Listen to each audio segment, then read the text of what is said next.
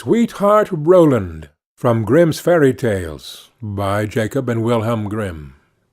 Translated by Edgar Taylor and Marian Edwards. This recording is in the public domain. Read by Bob Neufeld. There was once upon a time a woman who was a real witch, and had 2 daughters, one ugly and wicked, and this one she loved, because she was her own daughter, and one beautiful and good, and this one she hated, because she was her step-daughter. The step-daughter once had a pretty apron, which the other fancied so much that she became envious, and told her mother that she must and would have that apron. "Be quiet, my child," said the old woman, "and you shall have it. Your step-sister has long deserved death. To-night, when she is asleep, I will come and cut her head off. Only be careful that you are at the far side of the bed, and push her well to the front." It would have been all over with the poor girl, if she had not just then been standing in a corner, and heard everything. All day long she dared not go out of doors, and when bedtime had come, the witch's daughter got into bed first, so as to lie at the far side.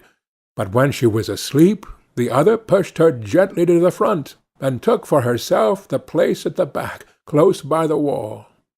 In the night the old woman came creeping in. She held an axe in her right hand, and felt with her left to see if anything were lying at the outside. And then she grasped the axe with both hands, and cut her own child's head off. When she had gone away, the girl got up and went to her sweetheart, who was called Roland, and knocked at his door.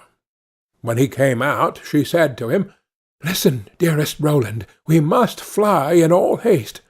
My stepmother wanted to kill me, but she has struck her own child. When daylight comes, and she sees what she has done, we shall be lost." "But," said Roland, "I counsel you first to take away her magic wand, or we cannot escape her if she pursues us."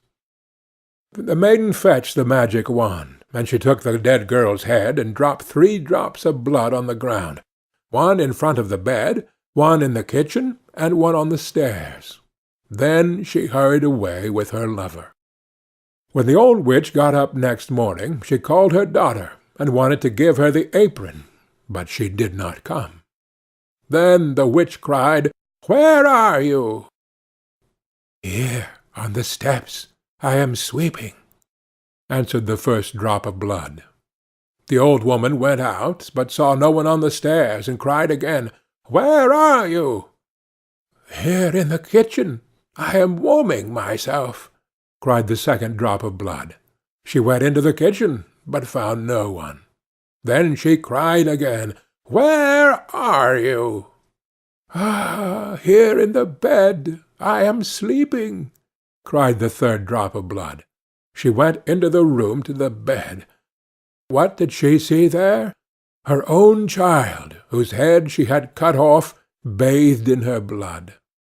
The witch fell into a passion, sprang to the window, and as she could look forth quite far into the world, she perceived her stepdaughter hurrying away with her sweetheart Roland. "That shall not help you," cried she. "Even if you have got a long way off, you shall not escape me." She put on her many-league boots, in which she covered an hour's walk at every step, and it was not long before she overtook them. The girl, however, when she saw the old woman striding towards her, changed, with her magic wand, her sweetheart Roland into a lake, and herself into a duck, swimming in the middle of it. The witch placed herself on the shore, threw bread-crumbs in, and went in endless trouble to entice the duck. But the duck did not let herself be enticed, but the old woman had to go home at night as she had come.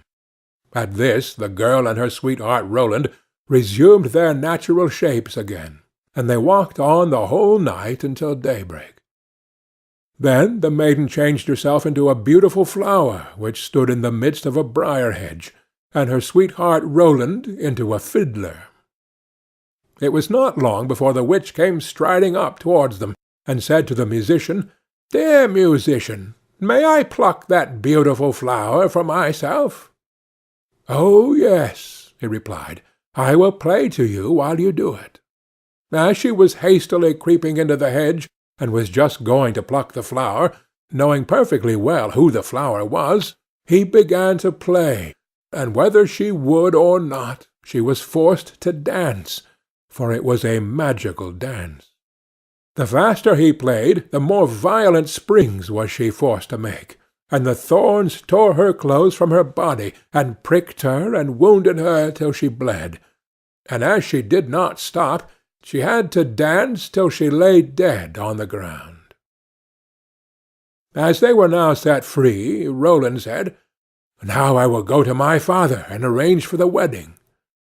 "Then in the meantime I will stay here and wait for you," said the girl, "and that no one may recognize me, I will change myself into a red stone landmark." Then Roland went away, and the girl stood like a red landmark in the field and waited for her beloved. But when Roland got home, he fell into the snares of another, who so fascinated him that he forgot the maiden. The poor girl remained there a long time, but at length, as he did not return at all, she was sad, and changed herself into a flower, and thought, "Some one will surely come this way and trample me down."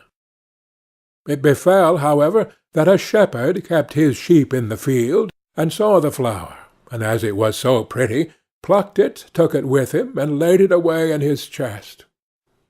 From that time forth strange things happened in the shepherd's house. When he arose in the morning, all the work was already done. The room was swept, the table and benches cleaned, the fire in the hearth was lighted, and the water was fetched.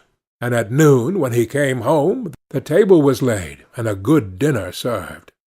He could not conceive how this came to pass, for he never saw a human being in his house, and no one could have concealed himself in it. He was certainly pleased with this good attendance, but still at last he was so afraid that he went to a wise woman and asked for her advice. The wise woman said, "There is some enchantment behind it. Listen very early some morning if anything is moving in the room, and if you see anything, no matter what it is, throw a white cloth over it, and then the magic will be stopped."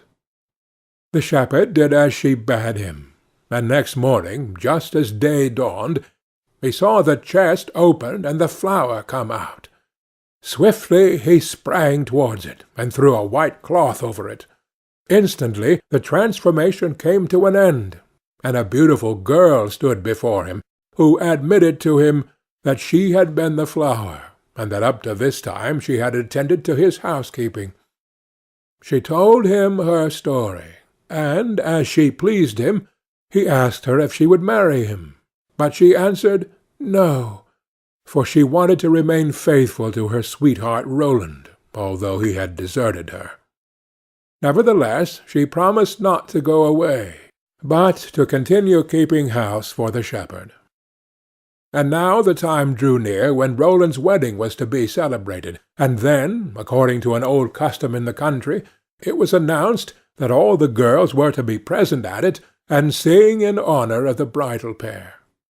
When the faithful maiden heard of this, she grew so sad that she thought her heart would break, and she would not go thither, but the other girls came and took her.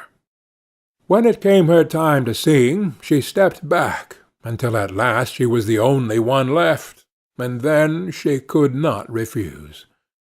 But when she began her song, and it reached Roland's ears, he sprang up and cried, "I know the voice! That is the true bride! I will have no other!" Everything he had forgotten, and which had vanished from his mind, had suddenly come home again to his heart. Then the faithful maiden held her wedding with her sweetheart Roland, and grief came to an end, and joy began. End of Sweetheart Roland.